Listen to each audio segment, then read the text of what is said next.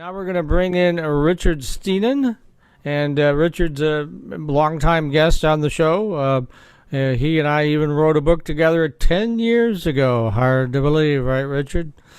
And so one of the things that piqued my curiosity that I wanted Richard to address is some of the changes that Apple is making with the iPhone. One of them really caught my attention, since I'm a privacy advocate, is this new software that they're going to be coming out with that they can look at your photographs and see if you have any child abuse photographs in there, or if you fall into the child abuse database, and they will alert authorities or some variation thereof. Right, Richard?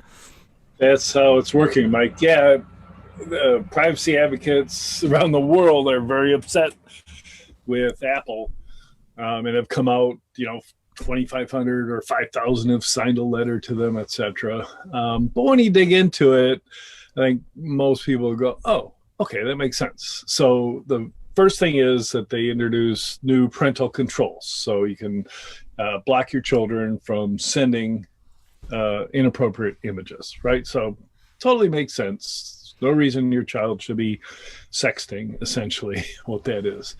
But the other measure, as you mentioned, is kind of, they don't describe it very well, but apparently they're going to search any of your photos that end up in iCloud. So if you do the automatic backup and store your photos in iCloud, they've instituted a way to determine if any of those photos showed up in this list maintained by the National Center for Missing and Exploited Children. Makes you wonder. I mean, that in the security world, the most difficult problem is capturing all bad stuff and then identifying it. So obviously, the images that have been collected and identified as completely inappropriate, and let's be clear here, we are talking about child sex pornography images. Right. Those images, some poor worker at the National Center for Missing and Exploited Children has to look at them and determine, yep, this is definitely inappropriate and illegal in practically every country in the world. Therefore, we're going to, tag them as inappropriate. We're going to share those images with Apple. Apple has a unique way to scan the image and kind of fingerprinted it. So unique fingerprint, much like how a digital fingerprint device works on your phone or your computer, right? It doesn't actually store the fingerprint. It stores enough metadata from it and random pixels, etc., that identify it conclusively, so that the image, the fingerprint doesn't change if it's shrunk or modified or somebody put some text on it, stuff like that. But they're going to apply that on your phone or your iPad. And it sounds like on the new version of Mac OS as well. And then when you upload it, it'll be flagged, and Apple will be able to look at it and say, yep, that's definitely a bad image. Supposedly a single instance of this, which could happen if a hacker uploads an image for you, or you accidentally have an image, somebody sends you an image and it ends up in your iCloud, so that you don't end up in a lot of legal trouble. But if you have multiple images, like the people who get turned on by those images do, then you'll be flagged and you're reported to this national nonprofit, right? So it's set up by Congress, but it's not a government agency. But then they could further, if they had cause for action, then they could further it on to presumably the FBI. So significant problems for people who share images. And my issue with this, aside from the invasion of privacy, right? So if somebody comes in your home and starts searching for bad stuff that you've done, regardless of the bad stuff you've done, it's still an invasion of privacy. So, and I think that's why the privacy advocates are up in arms over this. But because of the lack of 100% catch rates, they are never going to catch images that a child predator and abuser takes themselves, right? Until they become popular and are shared all over the place. Eventually they'll catch them that way. But if a child abuser is just storing all these images in iCloud, it won't catch the real baddies. Okay. So, since there's so many people that are upset about this and they've contacted Apple, I mean, has Apple made a response on this or said anything? Yeah, they they pissed them off further because somebody leaked an internal memo that called them screeching privacy nuts or something like that, which I think you and I belong to that group. Yep. That wasn't very good optics for the world. And then on top of that, they've started to publish FAQs to answer your questions. So they're handling it through marketing and PR. I think, I think long term they're going to win this, this battle. I think they are doing what they can to stop this type of material in social media. Because unlike you and me, I don't know if you're a phone person, but we tend not to use our phones for everything in the world like younger kids do. So they will have an impact on the sharing over whatever platforms. You share those images to Facebook, but then Facebook's got a program to catch them and take them down and report the people who share them. So it'll have, some beneficial result. It's an example of Apple doing what they can with the technology they have without totally violating everybody's privacy. So, what prompted this change from Apple? Why did they decide to do this? Is this something they decided internally, or did they get a lot of folks saying, "Gosh, you should do something about this, Apple"? Or where did this come from?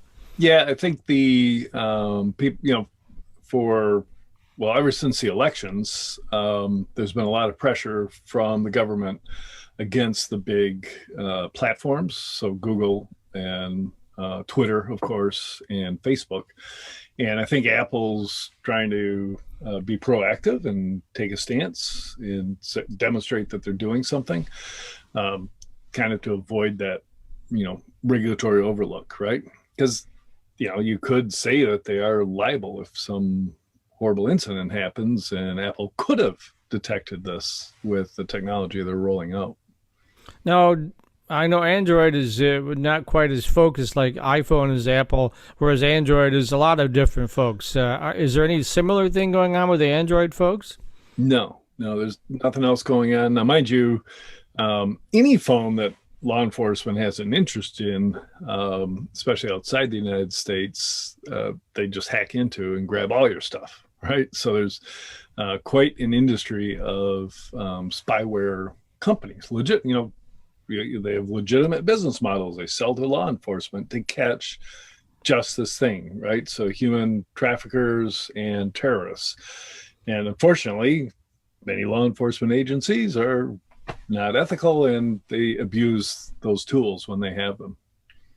Well, certainly you would expect that outside of the United States. Are you also seeing that happening a lot inside the United States? Yeah, because you can just go to the phone company and, get somebody's calls, right? So we saw the pre-texting examples a few years ago where people from Congress called up and pretended that they had a right to somebody's phone records. And that goes on all the time. There's legal means to do that.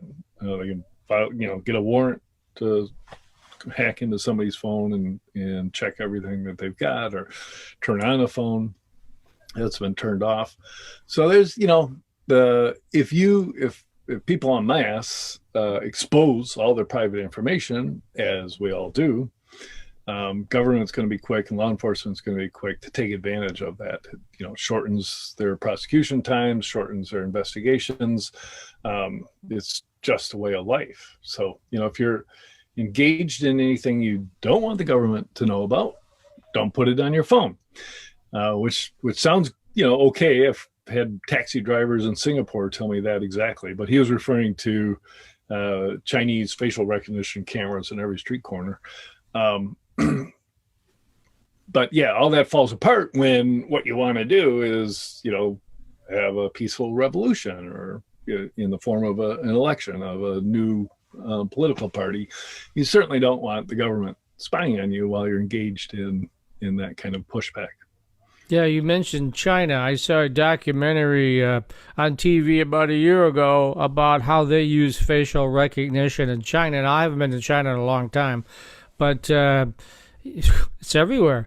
Yeah. And I was amazed that, for instance, even like to go to an ATM machine to withdraw money, instead of putting in your code or using a fingerprint, they just look at your face, and that's your password. And I'm thinking, holy cow! Yep. Um, And then they give you a social score. So just like you can pretty quickly tell by looking at somebody's Twitter feed, what side of the aisle they sit on if they're a politician. It just recording all of that all the time, exactly where somebody stands politically. Yeah, yeah. Let's talk a little bit about the whole social media thing. I know certainly there's a lot of it, and I post news stories, but before I do, I always look at the source of the news story, and I'll go right to it and read it on the native website, as it were, before I post it, rather than just picking something up. But Facebook doesn't do that too much, and they're taking a lot of heat right now. Do you think that's going to prompt them to make changes in this area? For sure, they are going to crack down. And it astounds me that everybody's wringing their hands over what to do about this social media problem. The answer is really, really simple. Do not allow anonymous accounts. If Yes. somebody is saying, yes, this is me, and I'm, supporting this QAnon conspiracy, they're a lot less likely to do so if everybody knows who they are and where they live, especially if the platform provider knows that. So on platforms where you have to completely identify who you are, like LinkedIn, you don't see that crap going on. Twitter, the people who have verified accounts, some of them, the politicians especially, do engage in crazy behavior, but you wouldn't have the masses of Russian trolls, right? Because they spin up millions of fake anonymous accounts and just spew from them. And if the accounts were verified, just like, if you want to sell a book on Amazon, you got to provide your driver's license. They have your credit card. You can't, put out, fake objectionable books, because Amazon will catch on to it and they know who you are and they'll just ban you. Yeah, let's talk a little bit about that. So the Russian trolls. I mean, people probably laugh that off as ho, it's not really true, but it is very true, right? Sure. Yeah. We indicted some of them.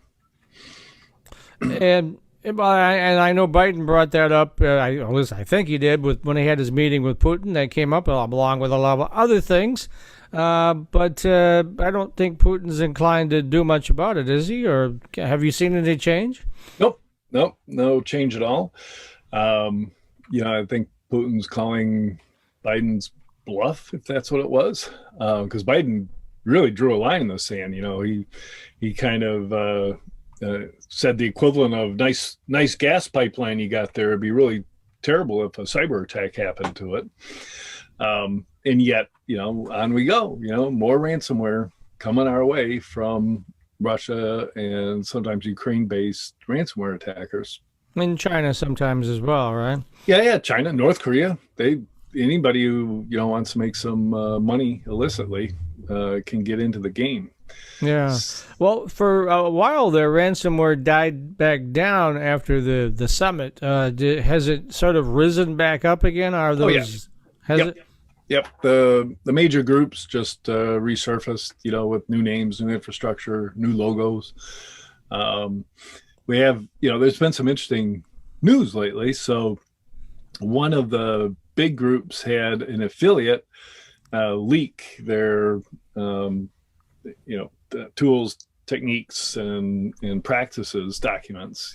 They've got training documents, they've got checklists and how to engage in ransomware attacks. So somebody was disgruntled because they weren't getting a big enough piece of the ransoms, so they posted that online for free. So it's there will always be dissent in the ranks inside criminal organizations, and we're seeing that go on now. I actually, last time I was interviewed, I talked about harping back to the Barbary coast and the pirates that plagued the Mediterranean for 400 or 500 years, right? So the Sultan in Turkey back then, controlled most of the northern coast of Africa. And the people in those countries, Morocco, Tunisia, would pay tribute to them, and they would get all their money from engaging in piracy.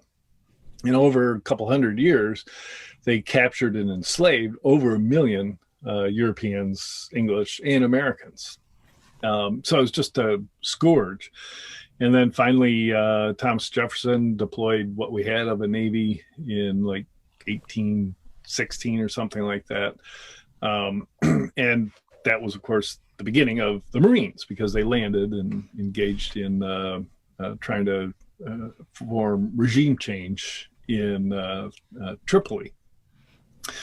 And ultimately, the resolution was, we brought out the big guns, right? We invaded them. But the resolution was that the United States would pay tribute to the Barbary Coast countries, and we did for about 30 years, in order for them not to kidnap or attack our shipping.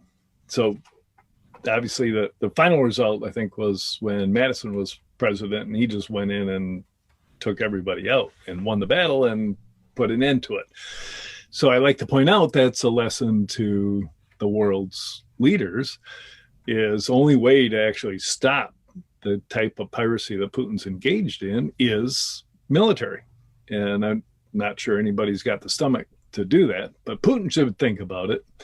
Or unless he's thinking, hey, I can do this for 200 years before anybody does anything about it. Yeah, since Russia is a gas, petroleum-based economy, and that's really the only thing they got going for them. Yep. That European pipeline or all the other pipelines, they're sort of like tit for tat here with the Colonial Pipeline going down. That would be a nice attack vector for the United States should they want to go that way, right? Yeah. But, of course, our pipelines are equally vulnerable to attack. And I think the difficulty with us attacking is that we don't want to reveal our secret cyber weapons, right? So we do develop 0 days and things that can't be detected as they cross a network. If we ever use them, then the Russians have them, right? Because they keep logs and they'll be able to see everything that happened. So it takes a while to put it all together because we have to reuse the Russians' own cyber weapons against them, so they don't learn anything new from the attack. Yeah. Okay.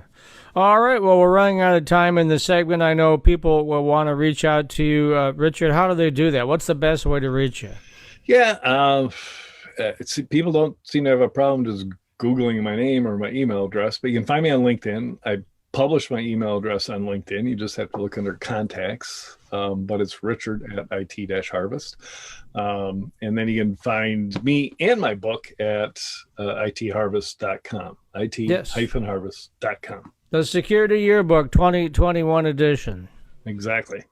All right. Sounds great.